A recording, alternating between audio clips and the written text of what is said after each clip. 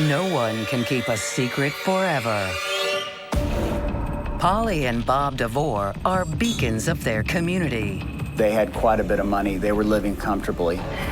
But when the unexpected strikes, their whole world comes tumbling down.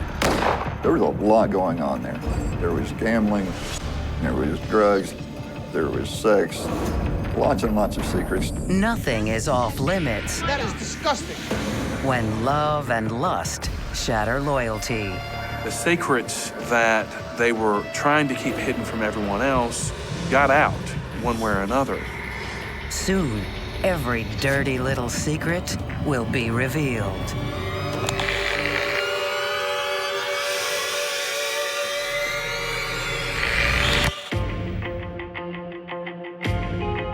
It's 2007 in Siloam Springs, Arkansas. And Bob and Polly Devor are living happily ever after. They seemed to have a great life. They seemed to like each other, and they got along with people in the community. The Devors have built a small real estate empire from numerous rental properties around town. They had quite a bit of money. They were living comfortably.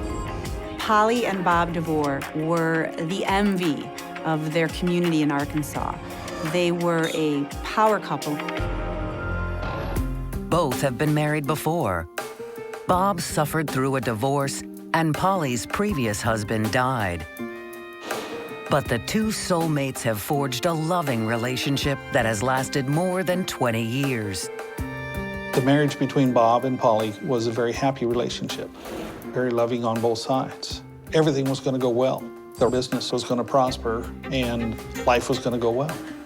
The Devors had a picturesque, beautiful life. It was a serene, quiet, simple life, but a very financially stable one. Bob and Polly look forward to a bright future and a comfortable retirement. But on June 15th, 2007, their enviable life descends into a hellish nightmare.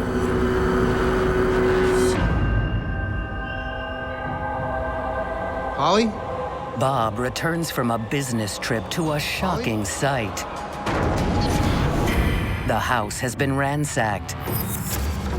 Bob Devor arrived home on that June evening, came in his house and noticed that his house was in disarray.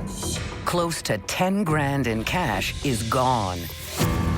Some rental receipts and some bank bags that were associated with the rental property were taken from the residence. And worst of all, Polly is nowhere to be found. Hello, you need to send somebody over here in a hurry? Frantic, Bob calls 911. Money and my wife is gone. Something's terribly wrong. You need to send somebody over here now. Investigators scour the house for any clues to what happened. We would have been looking for signs of a struggle, a fight that took place, blood evidence, trace evidence that would be associated with that type of aggravated crime. You try to think outside the box of how it happened, what could have happened. Right off the bat, something seems odd. The house has been ransacked, and Polly is missing. But there's no sign of a struggle. The crime scene didn't yield any evidence that anybody had been injured, that anyone had been shot. Stranger still, there's no sign of a break-in. It was just a burglar. How'd they get in the house? The house is locked. There's no sign of any forced entry. That's a red flag. But the foremost question on everyone's mind is, what happened to Polly? Nobody knows where Polly has gone. Polly's been kidnapped. Where is Polly? This was a prominent person in the community who had disappeared without a trace. She's gone like smoke. Is there any reason why anybody would want to hurt your wife? Detectives ask Bob if he can think of anyone who might want to rob him or have reason to harm Polly. I don't know. But the distraught husband draws a blank. I don't know anybody who doesn't like her. Bob was surprised, and there certainly wasn't anything that he knew of that would indicate that Polly was in danger or that someone had a problem with him or with Polly. But Bob does tell police that Polly has been drawing a lot of attention around town lately. My wife had won big at the casino the other night, so there happened to be a lot of cash here.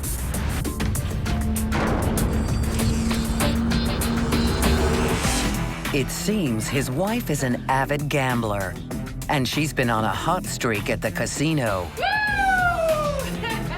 There was more than 4 or 5 occasions where she would have come home with more than $5,000, and she was very proud of that. She was very lucky.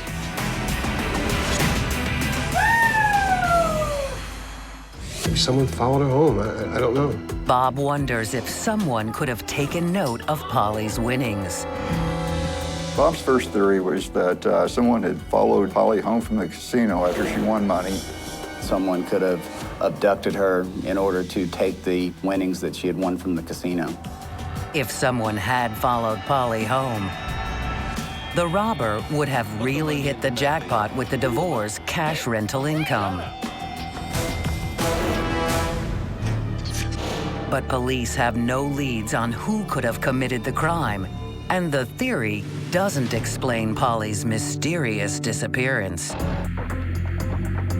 2 days later, as the news of the crime spreads through town, an alarmed neighbor contacts police with a strange story. Yeah, well, Dolores stopped by the other night. He tells detectives Polly's daughter from a previous marriage, Dolores Eggert, who lives in a guest house on her mother's property, came to his home the day after the Devors were robbed with a strange request.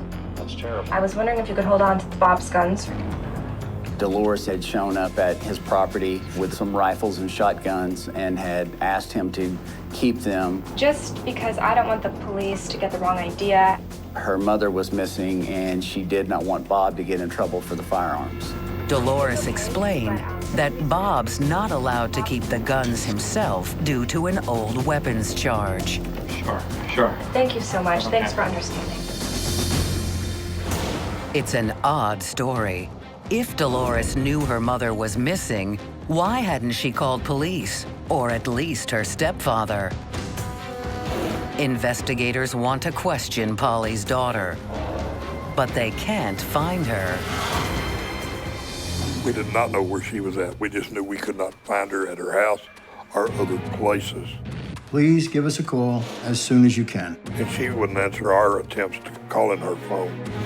Bob says he has no idea where his stepdaughter might be, and he hasn't been able to get in touch with her either. People are searching for her mother. So we find it very odd that you leave town when your mother's missing. Police are not sure what happened to Polly Devor, but they're certain that her daughter knew she was missing. Could Dolores somehow be involved in the robbery and disappearance of her own mother? Or is she a victim herself? Police issue an APB, alerting regional law enforcement that Dolores and Polly are both missing. Now we have 2 missing women and no idea what the connection is. This raises a lot of questions about what's going on with this family. It's just so odd. The search for a missing mother and daughter leads investigators down a trail of secrets they never expected. There was a lot of weirdness going on behind the scenes there. They had a lot of secrets. Polly Devor has vanished from her Arkansas home under suspicious circumstances. Even stranger, Polly's daughter Dolores has disappeared too. Dolores told a neighbor she knew that her mother was missing, but then seemingly skipped town herself.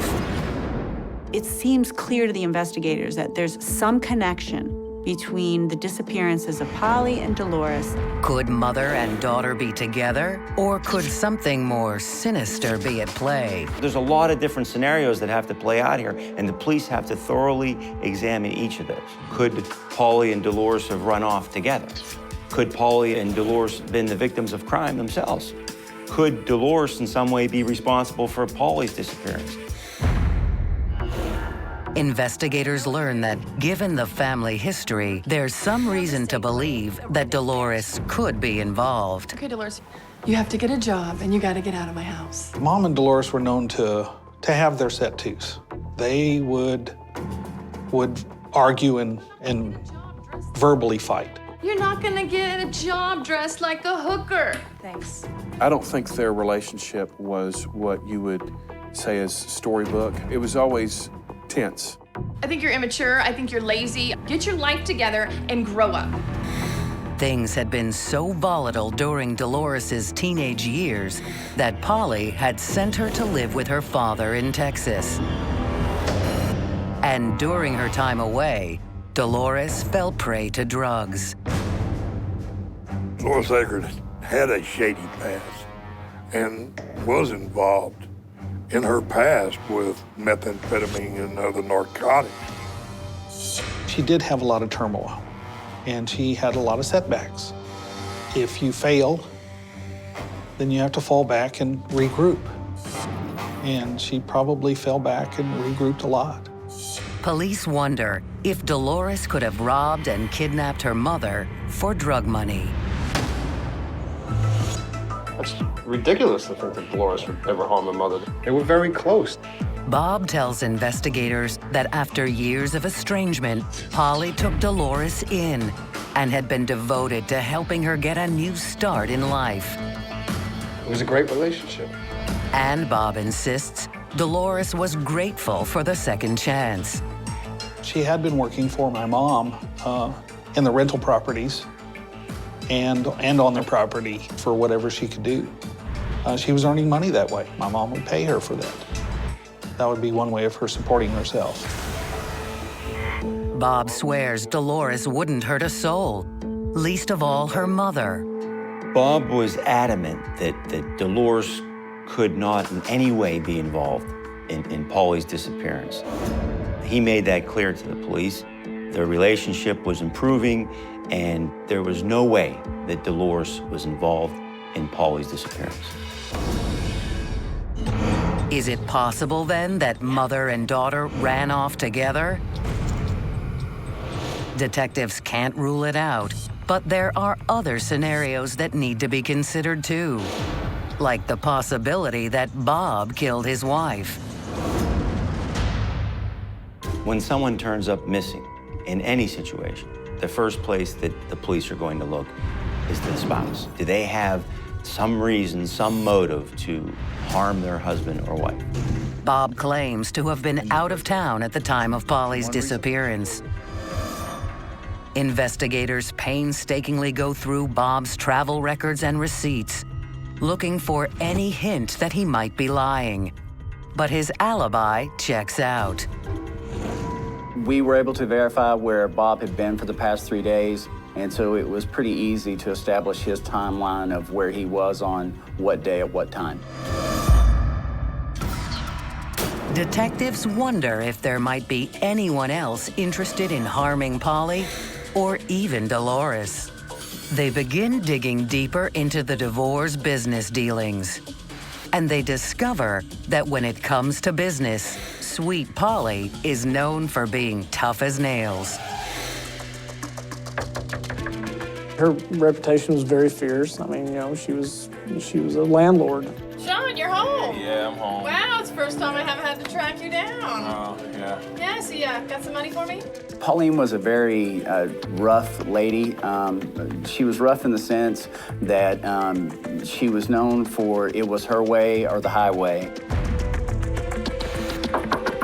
Many of the Devor's rental properties are in a rough area of town. Yet Polly insisted on collecting the rent in person.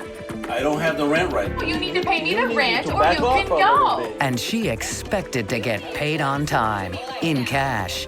No ifs, ands, or buts.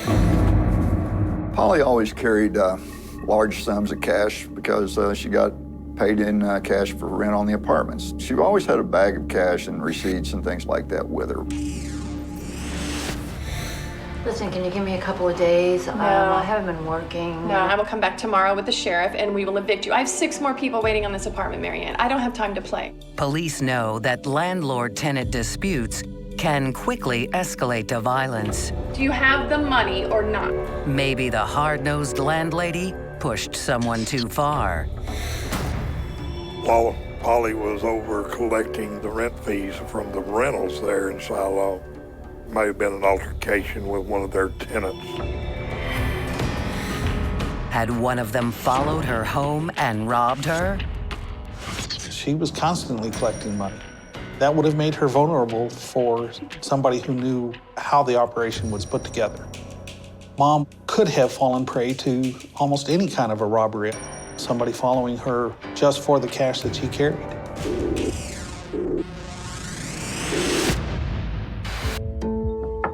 But when detectives start questioning Polly's tenants, Yes. a different side of this tough landlady emerges. She was not one to be trifled with or to be bullied. But there were a lot of people that I talked to in the community who said that over the years she was also very charitable. She really tried to be an asset to the people in the community. You're not gonna have to leave. You know why? Because I put aside a little money for you. It seems this tough landlady was loved by everyone. If there was a problem, or if her tenant was having a problem.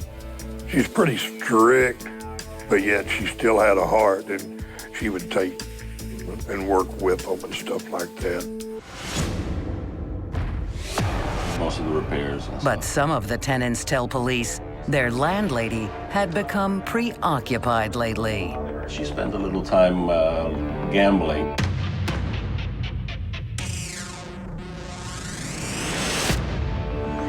When Polly collected the monthly rent, they say she didn't go to the bank. She made a beeline for the casino. She was known to, on some occasions, around the first of the month when she would go pick up the proceeds from her rental property, one of her frequent first stops was the casino to gamble. It seems that Polly has a closely guarded secret. She isn't just an avid gambler, she's becoming an addict. Polly was spending more and more time and more money at the casinos, and that was a big concern. Her gambling was putting a strain on the finances at home. Pauline was spending a lot of the money that she collected off of rent at the casino. It seems Polly was spending the rent money at the casino faster than she could bring it in, potentially throwing away her and Bob's financial security for the fleeting thrill of tempting Lady Luck.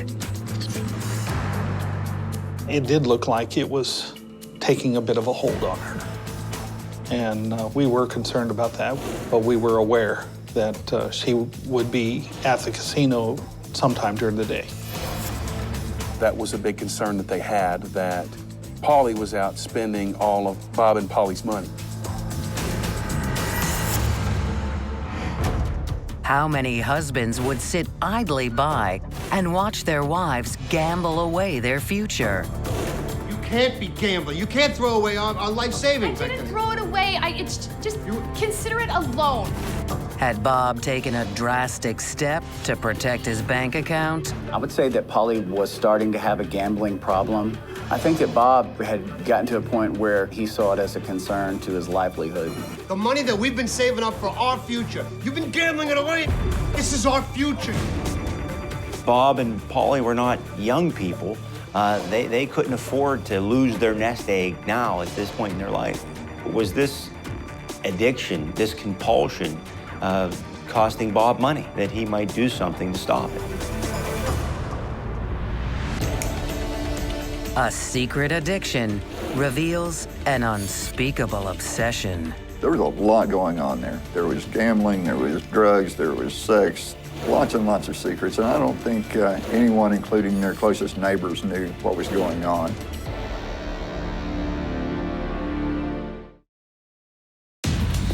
Detectives investigating the disappearance of Polly Devor and her daughter Dolores Eggert have made what they believe is a game-changing discovery. The Devor's wealthy facade masks an embarrassing secret that's bleeding the family fortune dry.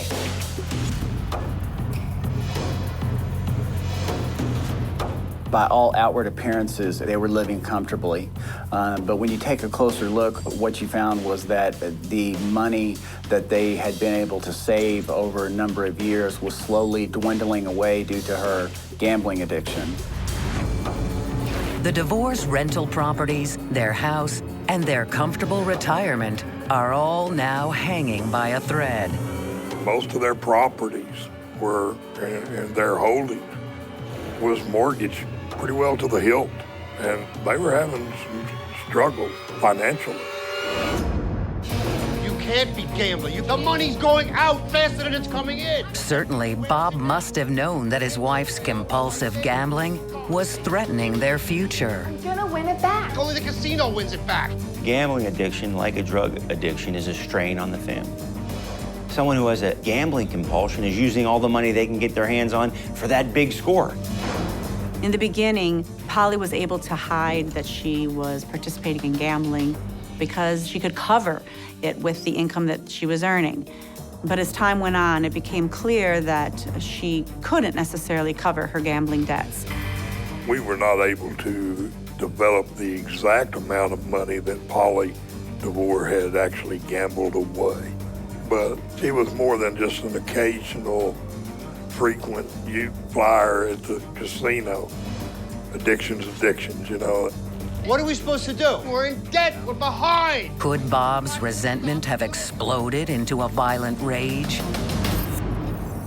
If Polly were to disappear or be murdered, then Bob stood to gain control back over his finances. He would not be losing money to the casino anymore, and he wanted to stop the bleeding. Even though he has an alibi for the time of his wife's disappearance, police believe Bob has a clear motive for wanting her dead. But when detectives examine Polly's will, they make a puzzling discovery. She's worth more to Bob alive than dead. If something happened to Polly, Bob would technically lose their assets they own together. According to the will, Bob would actually inherit next to nothing if his wife died. The property that was owned by Bob and Pauline was in a trust, which was a trust that was from her first husband. Upon Polly's death, all the rental properties would be distributed among members of her family. But Bob isn't one of them. He had absolutely nothing to gain by getting rid of Polly because he didn't own the house. It was in Polly's name, and when she was gone, he had to leave. And Bob wasn't the only family member left out of the will. Polly's daughter, Dolores, also stood to get nothing. There's no financial incentive here for Bob or Dolores to kill Polly. Bob and Dolores don't stand to gain anything by her death.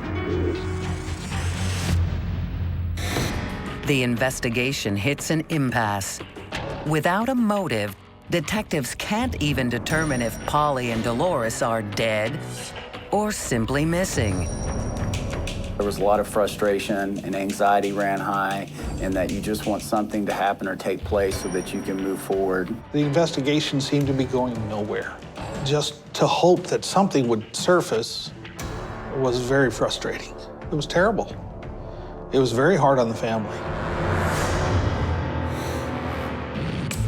Police turn up the intensity on the investigation. Since Dolores told a neighbor that her mother was missing and the house had been robbed, investigators think she may know more about what's going on than anyone else. They elect to make Dolores more than just a missing person. We had a arrest warrant issued for her. That elevated Dolores Edgar in this investigation from a person of interest to a possible suspect and player that would have first-hand knowledge of what had occurred. Dolores is the prime person of interest. They want to question her. They want to find out what she knows. It's so incredibly unusual that your mother goes missing, and then you go missing a few days later without anybody knowing where you went and without you telling anybody where you went. Finally, more than a week after she disappeared, police find Dolores Eggert, alive, well, and 500 miles away in Mississippi. She was working in Mississippi for approximately a week before investigators were able to locate her and have her come back to the area to be questioned. Under police interrogation, the prodigal daughter seems genuinely surprised that her absence caused any alarm. I didn't realize that it was going to be an issue. I go away all the time. Dolores tells the investigators that she's been in Mississippi all along working a construction job and that she simply had overlooked leaving a forwarding number. She tells detectives that she wasn't with her mother, and it never occurred to her that Polly might have been abducted. I never would have left if I thought that it was this serious. Dolores just assumed that her mom took off for a few days on a gambling spree. Dolores had no idea. She was surprised that Polly had disappeared and hadn't returned. I didn't know, and I have to work, you know? She was concerned, but she didn't have any theory about what might have happened here. Listen, I really don't know anything. I wish I could be more help. Police find her story fishy, but when they follow up, Well, you do know her, yes. it seems to check out. May have seemed a bit strange, but nevertheless would explain why she disappeared 2 days after her mother disappeared. Dolores did have an answer to everything. We have an alibi from Dolores that checks out. It leaves police with a lot of loose ends. But as the investigation nears another standstill, detectives begin to hear whispers of a shocking allegation. It was disgusting. One that will force police to look at the case in a new light. With any investigation, at the base root of the crime, there's always a secret that someone's trying to keep hidden or keep from coming out or come to light. The word around town is that Dolores' secret is ghastly. We had really nothing to go on but rumors and weird behavior and just things that didn't add up. Could these scandalous rumors possibly be true? Every member of this family kept secrets from every other member of the family. The entire family kept secrets from the community. It is a shocking relationship, but with this bunch, nothing really shocks you.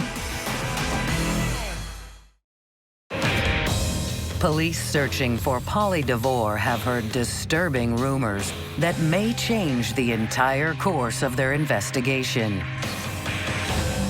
If back-fence chatter is to be believed, Polly's daughter Dolores had been having an affair with a married man. And not just any man, her stepfather, Bob. The idea that Dolores and Bob were having an affair right under Polly's nose was so shocking.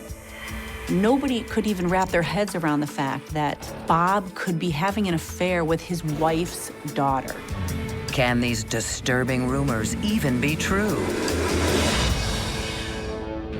I didn't think it was my place to say anything until now. It was disgusting. A friend from Dolores' past comes forward, claiming that he saw something he wasn't meant to see while visiting their home. He walked in and they were actually kissing. Once it was revealed and we could pretty well substantiate it was not just a vicious rumor. You have a husband and a stepdaughter involved in it. And according to Dolores' friend, they'd been going at it under everyone's nose for at least a year. As the affair had started between Bob and Dolores, they were very secretive about it. It just crossed a lot of unspoken boundaries that one doesn't cross.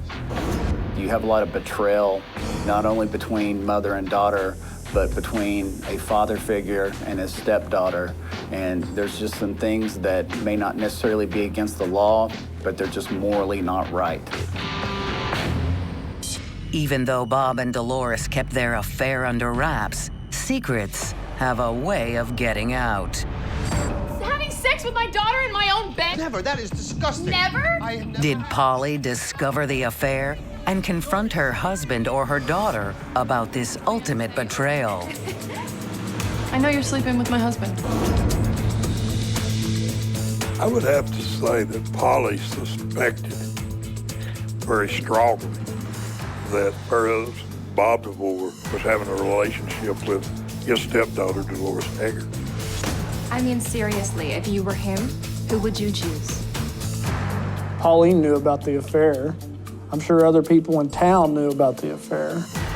Stay away from my daughter. There's no question that a relationship between a daughter and her stepfather is taboo.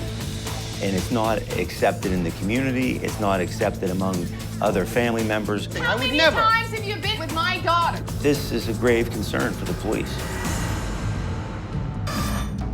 Police must now consider that the affair gives Dolores a strong motive for wanting her mother out of the way.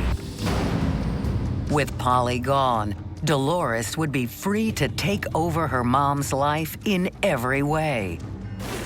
And now that she's returned to town, that's exactly what she's doing, replacing Polly in her home, in her business, and in her bed.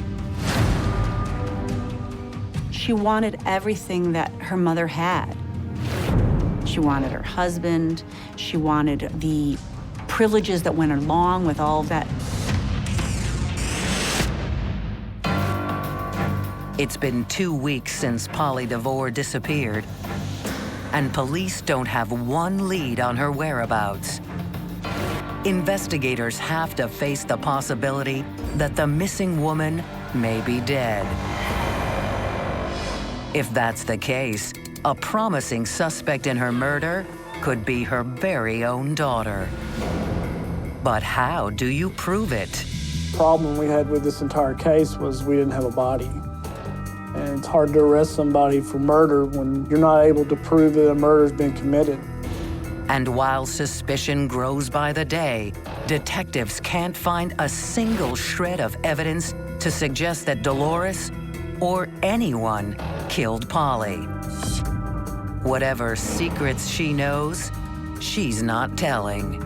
She was able to keep those secrets hidden and very tight-lipped. It was very hard for investigators to get a grasp exactly what had taken place in order to thoroughly investigate the murder. Just to hope that something would surface was very frustrating. And to wait to find out was terrible.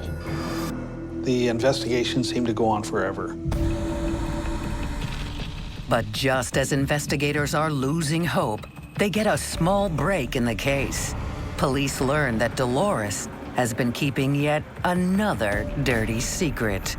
What we found out was that Dolores had turned to one of her old habits, which was the use of methamphetamine, and started back into the drug abuse. Although she claimed to have turned over a new leaf, old habits die hard. She was doing her best to keep it under wraps. But in a small town, that would be almost impossible because word gets around that she was buying drugs and using drugs. Dolores was on a downward spiral. Detectives hope that someone in Dolores's drug circle might have some information. And when they bust a woman named Monica on a forgery charge, they find just the opening they need.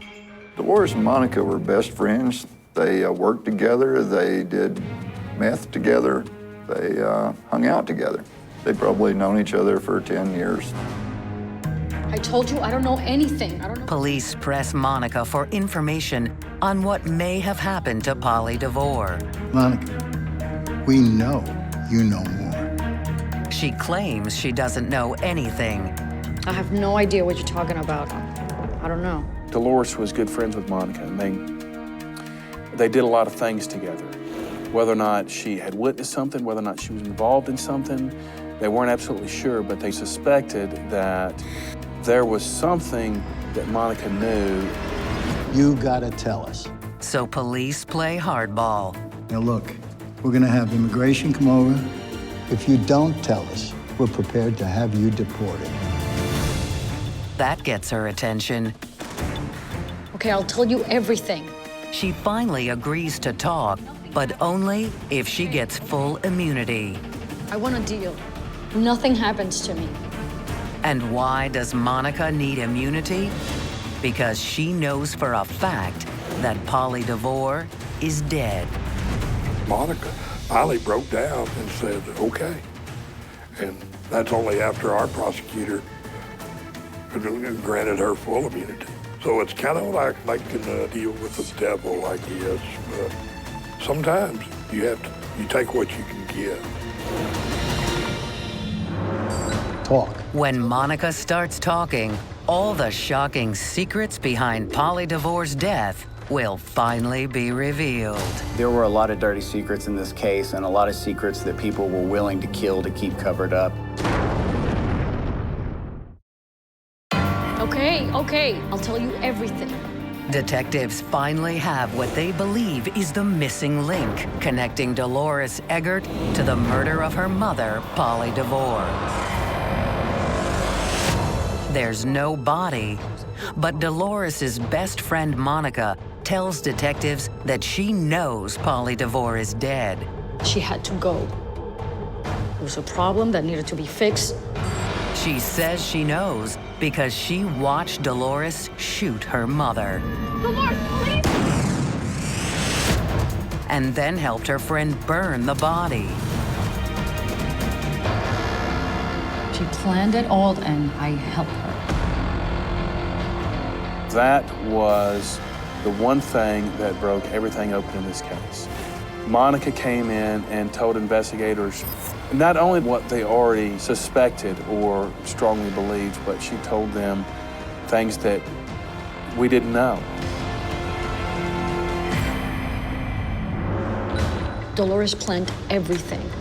Monica says Dolores convinced her that Polly was going to have the two of them arrested for stealing money for drugs. What are we gonna do? Well, we're not going to jail. Dolores told Monica, she said, I'm not going to jail.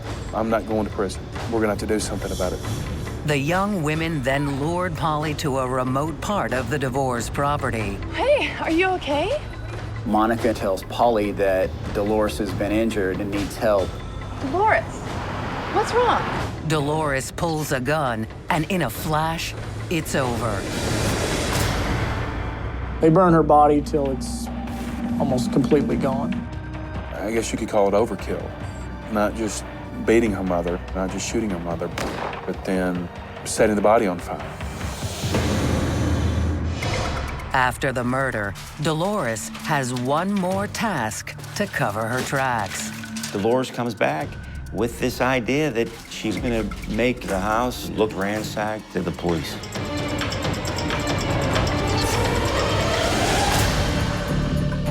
All this over a little drug money?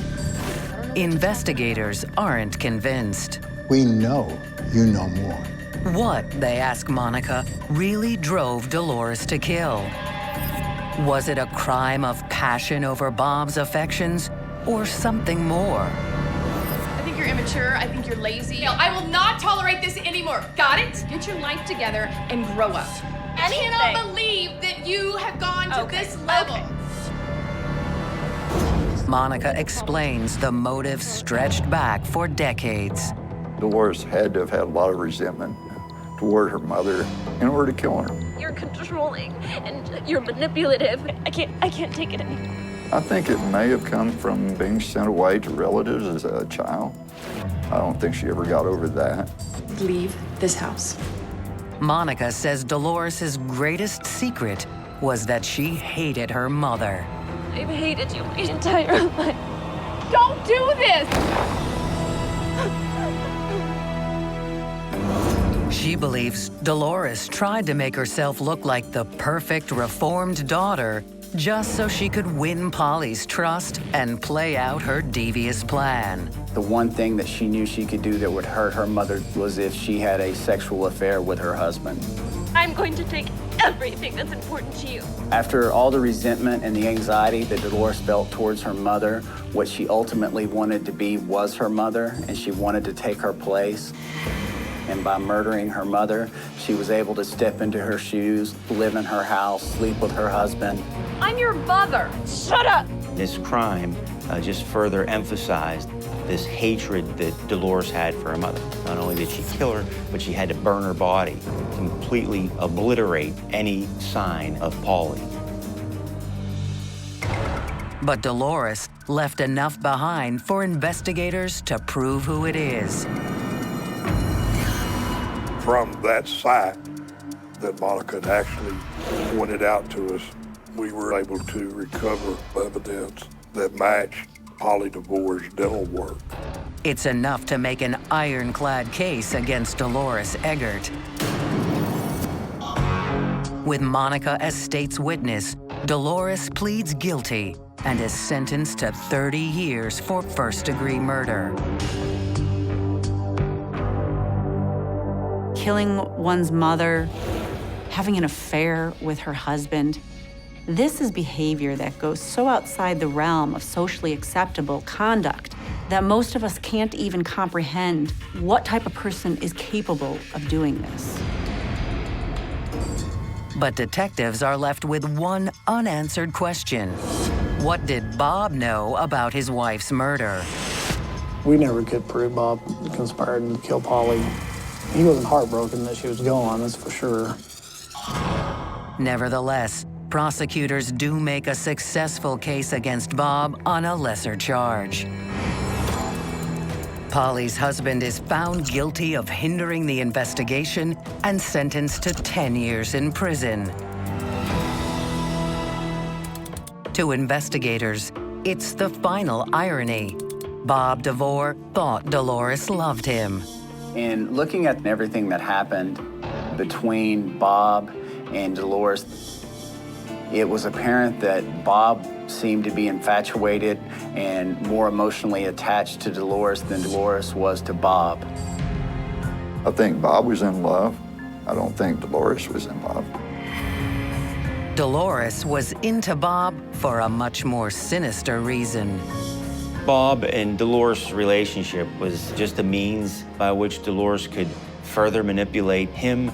She manipulated her stepfather just as a means to harm her mother with this illicit relationship. To all appearances, Dolores Eggert seemed like a loving and loyal daughter trying to rebuild her life. But her secret hatred and hunger for revenge broke every rule of civilized behavior and destroyed an entire family. A family still struggling to pick up the pieces today. Yeah, the circumstances are very hard to accept. You wish it wasn't true, but the facts are there.